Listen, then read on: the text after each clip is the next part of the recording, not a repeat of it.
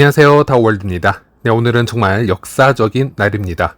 바로 비트코인 현물 ETF가 공식적으로 승인이 되었습니다. 어제 영상을 통해서는 이 SEC의 게리 겐슬러의 X 계정이 해킹을 당하면서 이제 현물 ETF 가짜 승인 보도가 나오기도 해서 짧은 시간에 비트코인 가격이 큰 폭으로 흔들렸다 말씀을 드렸었는데요. 이번에는 여러 공신력 높은 미디어에서도 이 비트코인 현물 ETF가 사실상 승인이 난 것으로 지금 앞다퉈서 이제 보도를 하고 있습니다. 그리고 최근 이부 현물 ETF가 왜 중요한 것인지, 도대체 어떤 부분에서 장점이 있는 것인지 어제 제 영상을 통해서 물어보시는 분들이 많으셔서 제가 간략하게 설명을 해드리자면, 이 비트코인 현물 ETF가 승인이 되었기 때문에 코인에 관심이 없었던 투자자들도 이 증권사 계좌를 통해 이제는 비트코인을 쉽게 투자를 할 수 있게 되었습니다. 실제로 뉴욕 증권거래소나 나스닥 그리고 시카고 옵션 거래소에서는 비트코인 ETF가 승인이 날 경우 비트코인 현물 ETF 거래를 지원하기로 얘기가 되어 있었습니다. 이게 어떤 의미가 될 수 있냐면요, 사실 우리가 주변을 보면 코인을 얘기함에 있어서 많은 분들이 이 부정적인 인식을 가지고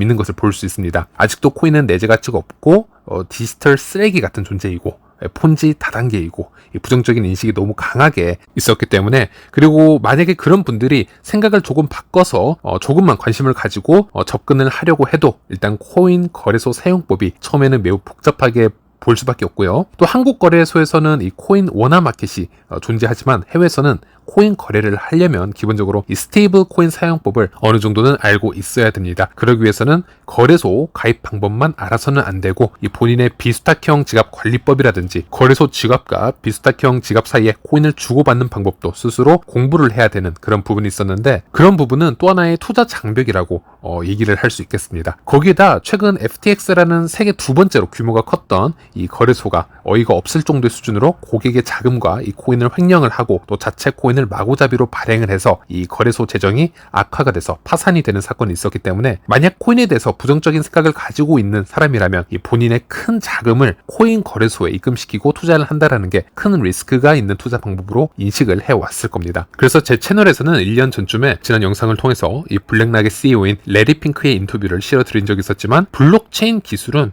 매우 유망하다 할 수 있지만 FTX 거래소와 같은 일반 암호화폐 거래소의 이 부실한 경영을 문제점으로 지적을 하면서 코인 시장의 현 주소를 꼬집은 적이 있었습니다. 그런데 기존의 컴퓨터를 잘 다루지 못하고 이런 비수탁형 지갑이라든지 어떤 블록체인의 암호학을 알기에는 너무 힘든 세대인 분들이 블랙락과 같은 세계에서 가장 거대한 또 안전한 운영 자산 쪽에서 비트코인 관련 투자 상품을 만들었으니 누구나 쉽게 투자를 할 수 있도록 유도를 한다면 어떤 일이 발생을 할까요? 블랙락 측에서 어려운 비트코인 관리는 직접 다 하게 되고요.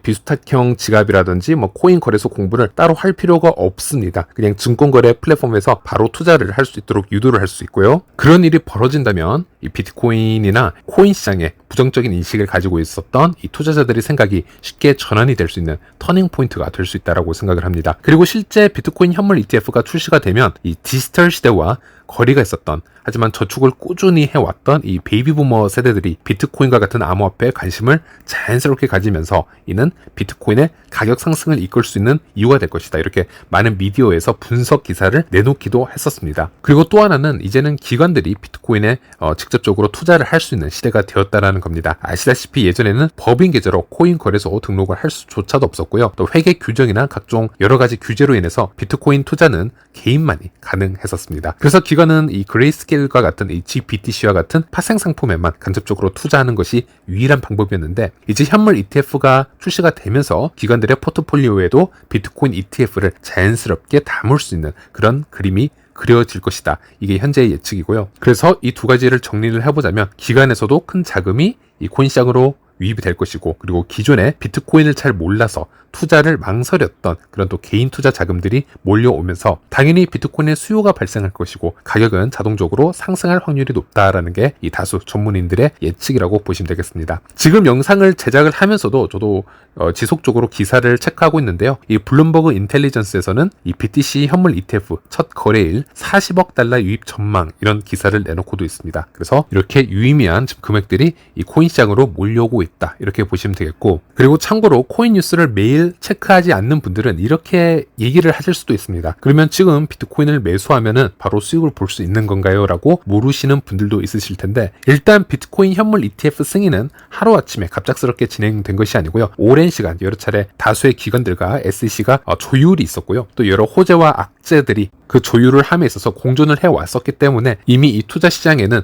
충분히 선반영이 될 만한 정보들과 시간들이 존재해 왔었습니다. 그래서 지금 당장 이 비트코인을 매수를 한다고 해서 단기적으로 큰 상승을 기다리는 것은 무리가 있을 수도 있습니다. 리스크가 있을 수 있다는 것이고요. 제가 비트코인 ETF가 출시가 되고 나서 단기적으로 가격이 하락을 하거나 조정을 받을 수 있는 요소들도 지난 시간을 통해서 다 말씀을 드렸지만, 분명 이 비트코인 현물 ETF 승인은 장기적으로 보았을 때는 매우 큰 호재라고 보시면 되겠지만은, 단기적으로 보았을 때는 내일 당장의 급락을 보고 견디지 못하실 분들, 아니면 매우 당황하실 분들은 좀 신중히 하셔야 될 사항이라고 말씀드리고 싶습니다. 그리고 비트코인 현물 ETF 승인을 왜 매우 좋은 시각으로 이렇게 바라봐야 되는가, 또 다른 제가 얘기를 해보자면요. 현재 비트코인 ETF가 승인이 되고 현재 지금 상당히 긴장 속에서 의외로 잠잠한 지금 횡보장을 이어가고 있는데, 이번 현물 ETF 관련 거짓 기사들이 많이 나왔었죠. 그런 포모와 퍼드 기사들에 먼저 움직이다가 큰 청산 물량이 나오는 상황도 작년부터 심지어 어제까지도 그런 일들이 일어났었고요. 그리고 이번 ETF가 승인이 되면 그레이스케일